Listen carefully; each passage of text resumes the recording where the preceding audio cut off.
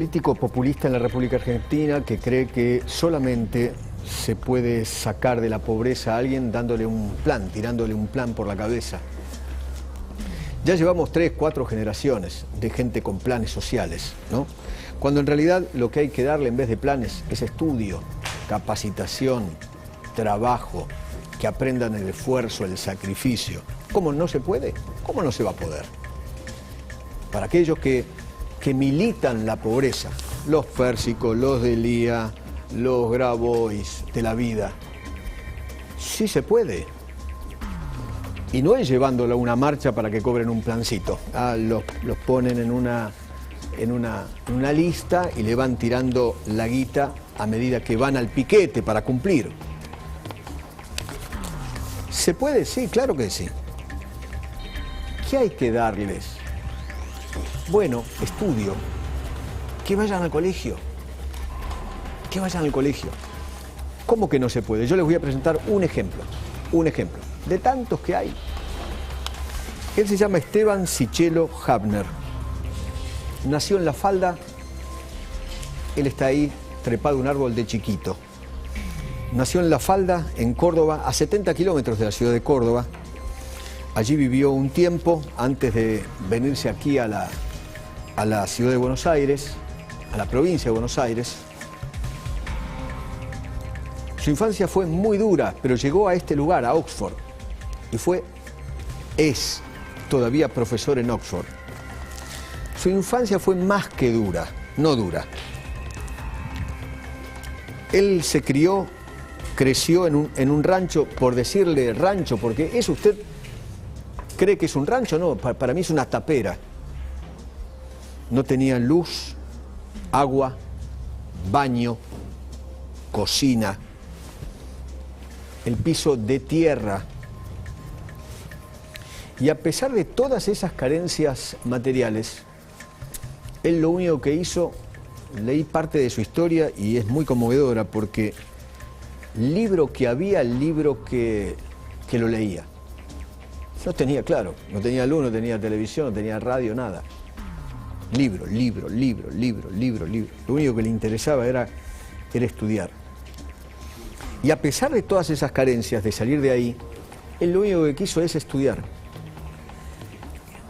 Progresó tanto que estudió 5 carreras. 5. Para vos, cumpa, que crees que esa no es la salida. Que el mérito no es la salida. 5 carreras. Habla español, inglés, francés, italiano, portugués, alemán, hebreo y árabe. Trabajó en Japón, en París, hasta llegar a su sueño máximo que era Oxford. ¿Quién era su ídolo? Bueno, quiero que me lo cuente él directamente. Esteban, ¿qué tal? Buenas noches, ¿cómo va? Muy buenas noches, señor Feynman, desde Inglaterra. Buenas noches. ¿Qué tal, profesor? Gracias por recibirnos. No sé si conté la historia, pero brevemente, pero me encantaría que la cuente usted. Usted es un ejemplo de vida para muchos argentinos. Me chocó un poco, pero es la realidad la palabra que usted usó, tapera. Mi casa era una tapera, menos que un rancho, porque vivíamos en la indigencia. Comencé a trabajar, yo nací en las sierras de Córdoba, quiero aclarar, y la tragedia, una hecatombe familiar nos llevó a lo que hoy es AMBA, en Buenos Aires. Y ahí vivimos en un terreno que mi abuela compraba en cuotas, no lo ocupábamos. Y bueno, me crié ahí, viví toda mi infancia y mi adolescencia. Fui a la escuela primaria de Guardapolvo Blanco, el secundario nocturno mientras trabajaba, estudiaba. Comencé a estudiar, a trabajar a mis 9 años de edad. 9. Y desde entonces no paré. ¿Y trabajaba a los 9 de qué? ¿Qué hacía? Trabajaba como dependiente en un almacén, el almacén de doña Lolita, que ella me ofreció el trabajo quizás por misericordia, ¿no? Porque me veía hambriento. Yo padecí hambre. Hasta que tuvimos agua. Una vez que tuvimos agua, nos cambió la vida. Pero bueno, trabajaba en el almacén, envolvía huevos de 6 en 6 en papel de diario, cargaba las heladeras, barría y me iba a la escuela de 1 a 5 de la tarde. Era lo más lindo que me pasaba en el día, ir a la escuela. Lo más lindo, ¿por qué? Cuénteme eso, ¿por qué lo sentía de esa manera? Y bueno, justamente en casa no tenía agua, no podía higienizarme. En la escuela tenía agua corriente, tenía jabón. En la escuela tenía un baño como la gente. En mi casa el baño era un agujero en el fondo de casa, en la tierra. Entonces la escuela era un lugar de contención. Y encima en una época nos empezaron a dar leche caliente o chocolate caliente o cascarilla era en ese entonces, o leche con mate cocido. Era mi fiesta ir a la escuela. Y es lo que más deseaba, ir a la escuela. Y bueno, y sigo estudiando hasta el día de hoy y aquí estoy en la Universidad de Oxford.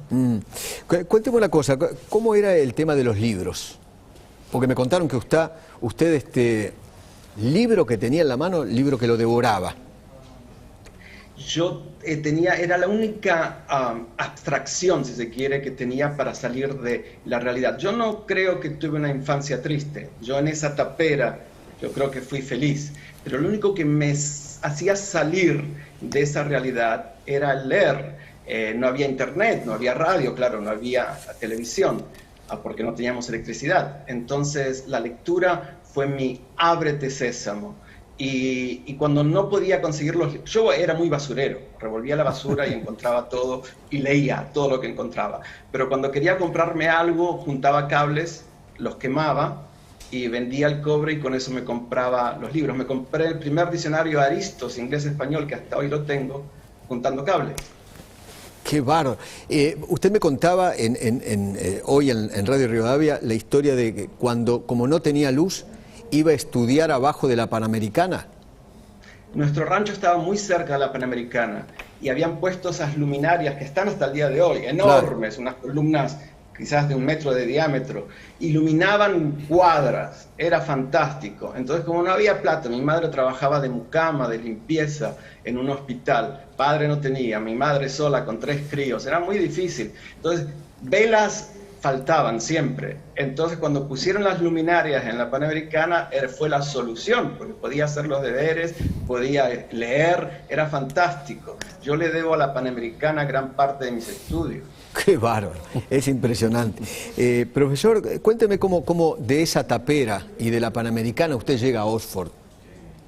Bueno, siempre descubrí que cuanto más estudiaba, mejores trabajos tenía. Y desde temprana edad tuve esta atracción por las lenguas. Luego de trabajar en el almacén tuve muchos trabajos. Fui cadete, repartía dentaduras en Buenos Aires porque trabajaba para un laboratorio dental.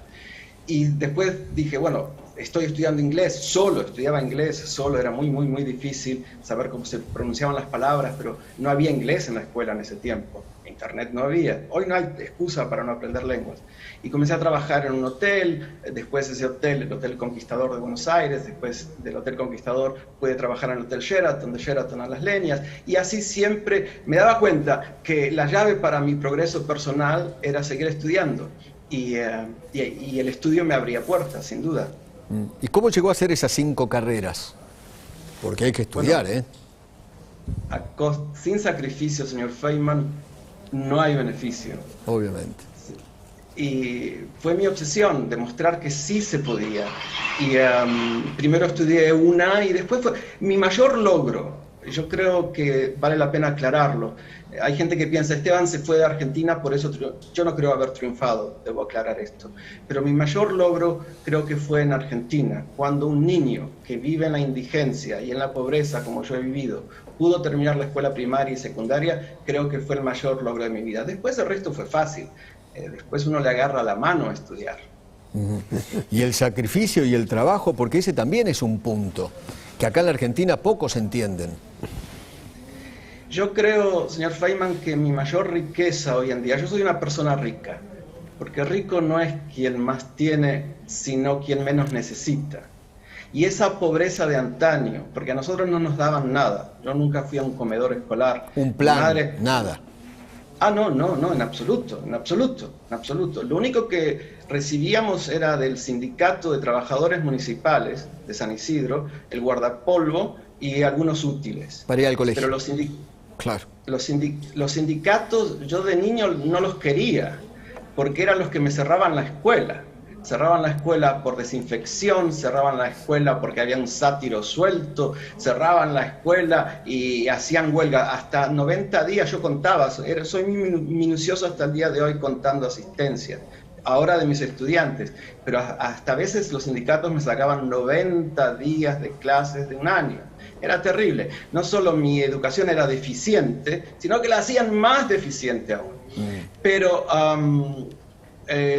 le tomé amor a los estudios y creo que es la única solución para salir de la pobreza. Esa pobreza hoy es mi mayor riqueza. Claro que sí. Ahora, usted lo que cuenta es lo importante que es un día de clases, porque acá estamos en un momento que, 15 días de clases, sí o sin clases, no importa.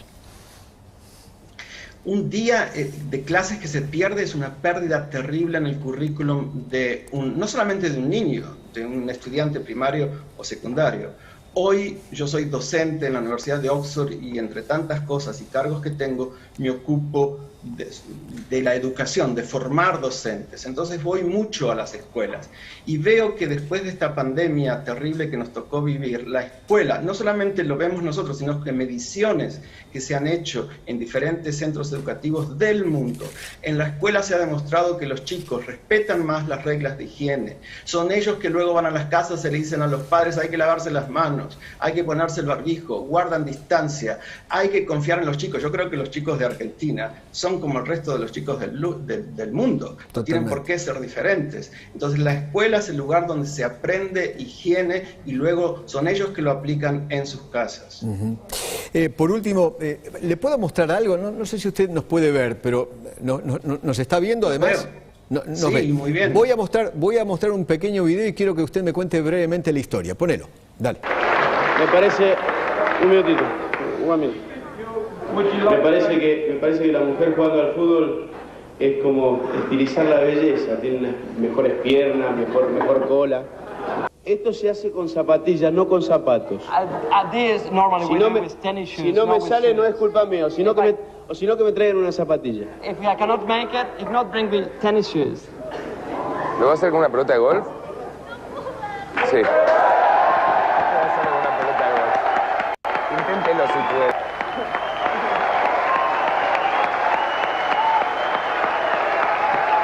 Gracias a Esteban, justamente. Maradona, No, Esteban, recuerda ese momento. Le entregaron el diploma a Maradona. El título que le está brindando la Universidad Esteban. de Oxford, honorífico 100% a Diego Sí, Armando Maradona. lo escucho. Sí. Ante los... Cuénteme esta historia, brevemente. Le cuento brevemente. Cuando nos ponen la televisión en casa, yo veo una entrevista que le hace Papaleo, el esposo de Irma Roy, a Maradona con 12 años, y le pregunta: nene, ¿qué querés ser cuando seas grande? Maradona dice: quiero ser un jugador de fútbol y jugar en un mundial. Yo dije: ahí está. Después Maradona era una estrella, dije: salió del villerío como el mío y llegó a ser un jugador de fútbol. Para mí es un ejemplo a seguir, un ejemplo de lo que hay que hacer y un ejemplo de lo que no hay que hacer. En palabras de Maradona, Maradona se sacrificó mucho, levantándose temprano, con disciplina, iba a entrenar con el estómago vacío, no tenía dinero para comprarse los botines y también revolvía basureros como yo, me lo dijo él en Nueva York. Nos charlamos mucho sobre la niñez. Entonces para mí fue un ejemplo, y cuando fui estudiante en la Universidad de Oxford fue para mí un regalo que me hice y le hice a Diego Maradona, traerlo para dar esa clase magistral que usted tan gratamente mostró, me sorprendió, al estudiantado de Oxford. Maradona fue un ejemplo al sacrificio, sin lugar a dudas. Esteban, no sabe qué gusto, me quedaría horas y horas y horas hablando con usted. Le agradezco infinitamente, espero que esta no sea la última charla. Un placer, señor Feynman. Un saludo a toda Argentina desde Inglaterra. Gracias. Abrazo enorme. Mamma mía, qué ejemplo. Dios mío. Querido Johnny Viale. Hola, Diego.